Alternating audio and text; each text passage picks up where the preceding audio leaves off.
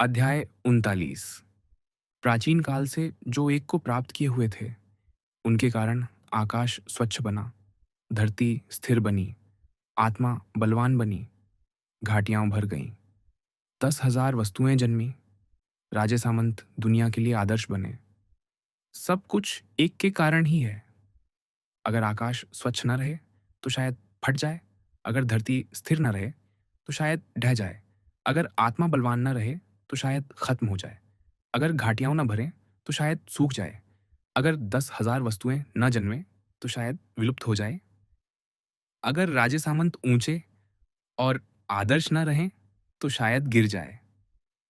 इसलिए कीमती का मूल सस्ते में है, ऊंचे का आधार नीचे में है।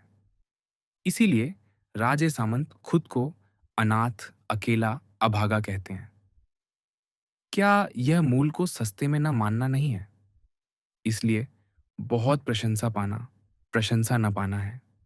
न तो चमकदार जड़े जैसा बनना चाहिए, न ही कठोर पत्थर जैसा।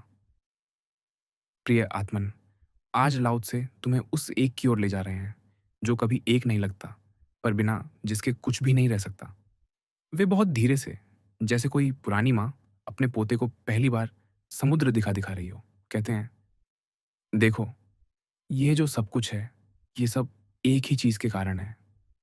वह एक चीज कोई बड़ी, चमकदार, शोर करने वाली चीज नहीं। वह तो सबसे सादी, सबसे नीची, सबसे चुप चीज है। प्राचीन काल से जो एक को प्राप्त किए हुए थे, उनके कारण ही आकाश आज भी नीला है। धरती आज भी हमारे पैरों तले ठोस है। नदियां बहती हैं, फूल खिलते हैं, बच्चे हंसते हैं। वह एक कोई राजा नहीं, कोई देवता नहीं, कोई बहुत बड़ा नाम नहीं।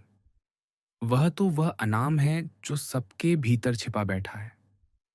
अगर वह एक ना होता तो आकाश फट जाता, धरती ढह जाती, आत्मा खत्म हो जाती, घाटियां सूख जाती, सृष्टि विलुप्त हो जाती और राजे सामंत भी गिर पड़ते।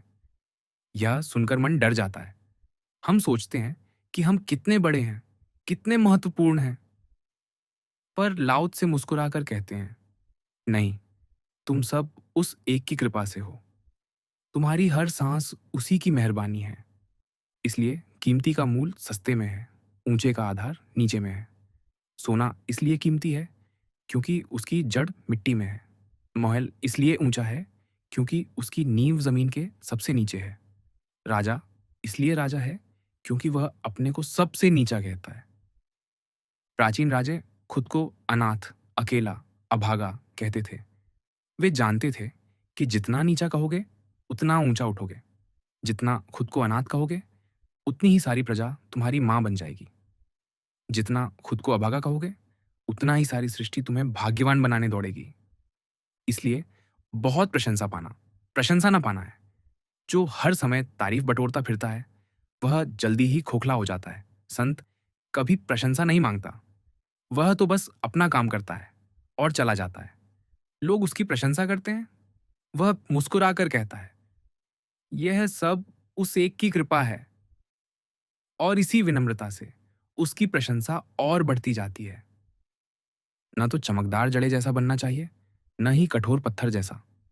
हीरा चमकता बहुत है पर कट जाता है, पत्थर कठोर बहुत है पर टूट जाता है।